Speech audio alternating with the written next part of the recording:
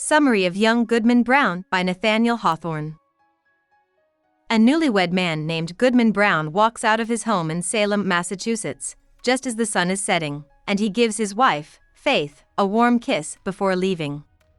Faith, who is wearing a pink ribboned cap, begs Goodman Brown not to leave her alone all night.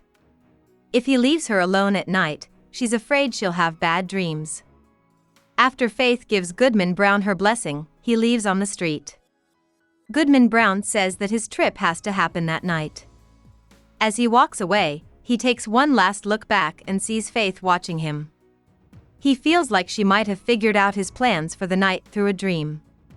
He brushes off the thought, though, because he knows Faith would never be able to stand the thought of something like that. After tonight, Goodman Brown also plans to stick by his holy Faith and follow her to heaven. As he goes into the forest, fear takes over him. He thinks that every tree is home to devilish Indians or even the devil himself. Still, he keeps walking until he comes across an unknown man at a fork in the road. Someone asks Goodman Brown why he was late, and Goodman Brown, with a shaking voice, says, "Faith kept me back a while." The man is normal and simply dressed. He looks like he could be Goodman Brown's father, but he could also be at the dinner table of a governor or in the court of a king without any trouble. The man also has a big staff in the shape of a snake that looks like it's living in the dark forest. The man offers the staff to Goodman Brown, but Brown turns it down and starts to make his case for going home again. Goodman Brown says that no one in his family has ever met a strange guy in the woods at night. The man, however, says that he was friendly with Goodman Brown's father, grandpa, and other Puritan leaders, and that he had helped them all do cruel and holy things. The man laughs out loud when Goodman Brown says that he won't be able to face his minister at church if he keeps going. He finally says that he can't go with the man because it would hurt Faith's feelings. There's a figure on the road ahead, Goody Cloyes, the religious old woman who taught Goodman Brown his lesson. When he sees her in the woods, Goodman Brown is shocked. He hides in the woods to avoid her seeing him. It scares Goodman Brown that Goody Cloyes calls the man my worship and refers to him as the devil. She goes away after the devil gives her his stick. Goodman Brown and the devil continue to walk together, but soon Goodman Brown stops, saying that Goody Cloyes' hypocrisy can't make him give up his faith. The devil keeps going without worrying and leaves Goodman Brown behind.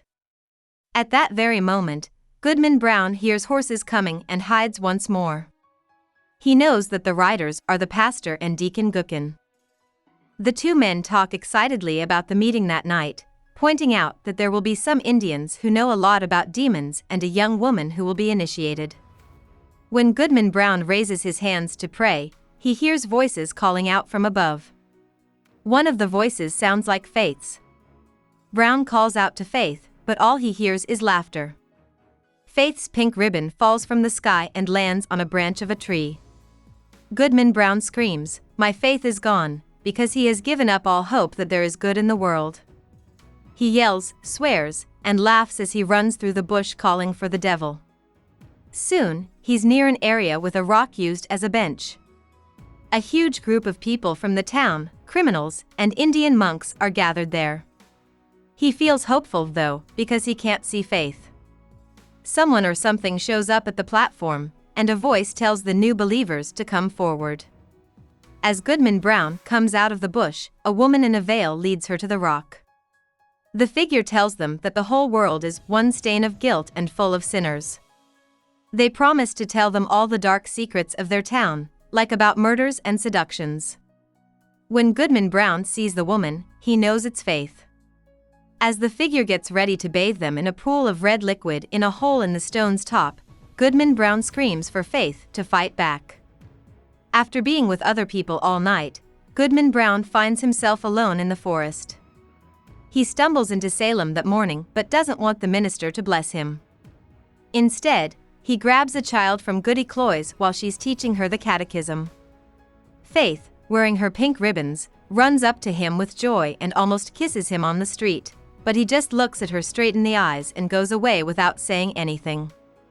The person telling the story isn't sure if Goodman Brown's night in the bush was real or a dream, but they say that Goodman Brown stopped trusting everyone around him. He was afraid that the sinful preacher and the people who went to church with him would all be destroyed when he got there. He often woke up in the middle of the night and hid from Faith, who was lying next to him in bed. When his family prayed, he scowled and mumbled to himself. Even though he had a long life and died as a grandfather, he died in a state of unhappiness and hopelessness, and his tombstone did not include any inscription. About the author. Nathaniel Hawthorne was a descendant of Salem's Puritan founders, which influenced his work. Hawthorne read a lot as a child and spent a few happy years in the Maine woods. When he was young, Gothic tales and the books of Sir Walter Scott had a big impact on him. He went to Bowdoin College, where he met Henry Wadsworth Longfellow and Franklin Pierce, who would later become president.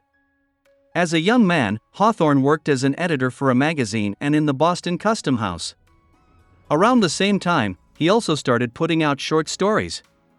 Hawthorne spent some time at Brook Farm, an experimental utopian community, in 1841. He did this not because he believed in its goals, but because he wanted to save money so he could marry Sophia Peabody. In 1842, they got married and moved to Concord, Massachusetts. The Hawthornes had 3 children, Una, Julian, and Rose. Their marriage was happy. In 1850, when he wrote The Scarlet Letter, Hawthorne was at his most productive. After moving to a red farmhouse in Lenox, Massachusetts, he wrote The House of the Seven Gables and the Blithedale Romance. Then, he and his family lived for a while in a house called The Wayside in Concord, Massachusetts. After Hawthorne was given a job as a consul by his friend, President Pierce, they lived in England for a few years. Hawthorne's health started to get worse soon after they got back, and he died in the White Mountains. Hope we summarized it fully and you liked it. Please hit the like button and subscribe to our channel so that we are motivated to create more videos.